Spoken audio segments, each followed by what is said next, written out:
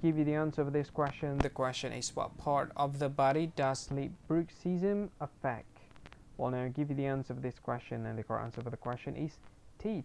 So that is the answer for the question.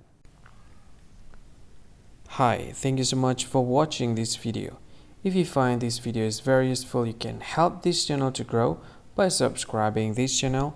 Click this subscribe button and don't forget to like this video.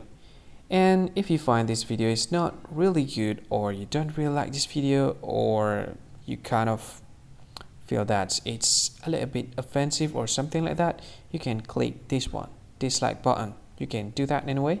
And if you want to share this video with your friend, you can share it by clicking this share button, and you can share it to any social media that you wish that is currently available at this time, like Facebook, Twitter, LinkedIn, and many others, right? And if you want to add this video to your playlist, you can click this one. You can watch this video later, and you can find more options by clicking these three dots. And yeah, don't forget to subscribe. I think that's all of it. Thank you so much for watching this video, and see you again in another video. Bye bye. See you again.